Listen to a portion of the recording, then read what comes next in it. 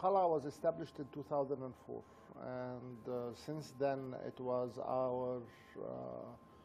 our mission to do a lot of intra-African collaborations.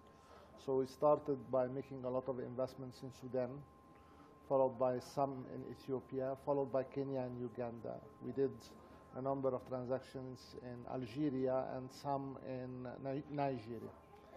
So, and I personally have visited, I would imagine, more than 40 African countries on multiple times. So our efforts to be an important player in the infrastructure sphere within Africa has been a very strong effort.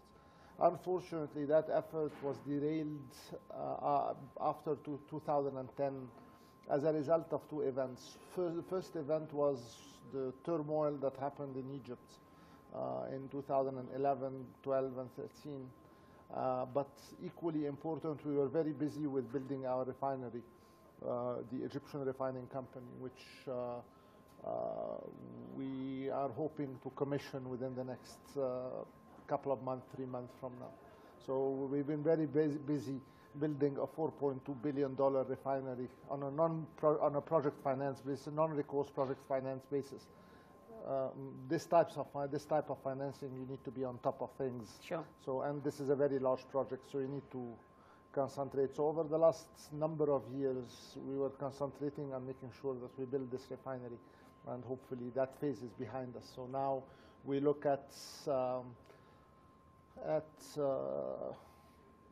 expanding within across many of our platforms that exist. You have to remember that Qala Holdings is the largest natural gas distributor in Egypt, the largest power distributor in Egypt, power generator and distributor in Egypt, not through IPPs, but direct to individual to clients, both industrial and households. We are quite big in distribution of petroleum products, sure. Of water. So we have a lot of infrastructure companies, and we've been growing those companies mainly within the Egyptian context. But I think over the next, starting a year from now, a year and a half from now, we will be looking to take those companies and invest with them in many parts of Africa. For sure. Because Dr. Ahmed, Egypt is first of all, you boast one of the fastest growing economies on the continent. And secondly, you are a big investor on the continent. So you can imagine that the people that will be looking to you here at this Africa Investment Forum to do deals. Because one of the major themes is transactions, transactions, transactions, and in the infrastructure and the energy space. I mean, will you be looking to deploy any capital? The problem in this continent is not necessarily money. The problem in this continent is are developers and entrepreneurs who are able to deploy the capital. I can tell you easily that we can raise a lot of money. We have within our own resources, and together we can complement that with a lot of funding from many of the DFIs and the ECAs, like what we've done with the Egyptian refining company. This is a $4.2 billion refinery. We, as Qala Holding, we've invested $250 million. Not a small amount, but relative to 4.2, sure. This is 5% of the total investment side. So we can augment our own financial capability with the capabilities of many of the DFIs and ECAs. The problem, in my view, is not that. The problem, in my view, is that we don't have a depth of entrepreneurs who can properly deploy this capital. It's much better than 10 years ago, but not up to the challenge of what the continent needs. How do we fix that? That's, unfortunately, only time can fix that. Only time can fix that. You know, I look at my own experience. I came back from the States. I did my master's and PhD at Stanford, came back at the age of 30, started a very small firm called EFG, which is now EFG Hermes, which is now the largest investment bank in the continent. So I had the experience of 10 years in doing that, and during that period we grew up from a very tiny advisory firm to a very large investment bank. That's an experience. After that, I had a failed experience in one of the media companies that I have formed in Egypt. After that, I did Qala Holdings, and within Qala Holdings there was a lot of good things that we've done, but we had our share of failures.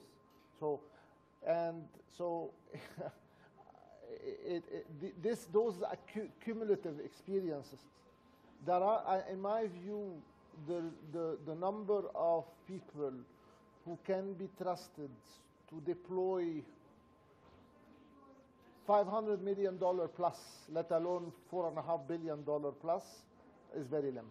But unfortunately, and only time can fix that. You cannot jump over the hoops. It's like you look at your own experience in being an anchor, and I'm sure you look back at things that you've done that you'd rather have done differently, and I'm sure that over the next 10 years that will happen again, and you'll become a much better anchor and much more seasoned anchor in 10 years' time. I agree with you in terms of time and experience, but the challenges, the growth challenges facing the continent right now are so severe and dire that many say that we don't necessarily have that 10 years to fix things, and especially in this era of this fourth industrial revolution whereby many countries are having to leapfrog in their development. So other than time, what concrete measures can either business or can either government put in place to ensure that the skills that the entrepreneurs need to drive the development agenda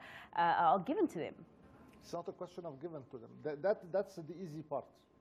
The more difficult part is to have people who have enough experience to make the proper decisions, proper investment, and later on proper operational experiences. It's not an easy thing. You know, if I am sitting in an investment committee of a bank, I will look very hard into the experience of this person that I'm entrusting to give him this level of money, and how many successes did he have, and more importantly, how many failures did he have. All right, so training and mentorship seems like it comes to it. It's not, you call it training. This is life experiences.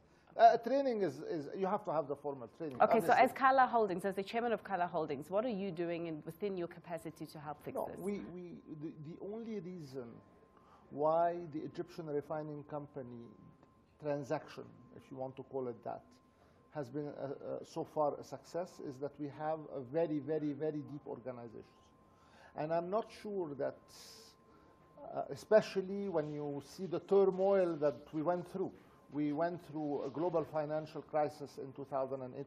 Remember, Egyptian refining company, we signed that transaction in January in 2006. We're only starting the operation early next year. This is 13 years of a hard take of building a refinery, okay? So not many people would have survived 13 years trying to build a refinery of that size and of that complexity. Not sometimes people can there are a lot of things that can be done to facilitate things and speed up of decisions at the DFI level and at the financial institution level. That is absolutely a given. There are a lot of things, but don't think of it as the institutional capacity of the private sector also needs to, and somebody today in one of the panels said that, and I agree with that wholeheartedly. This is building the institutional capacity of the private sector and augmenting life experiences and unfortunately part of that is part of growing up.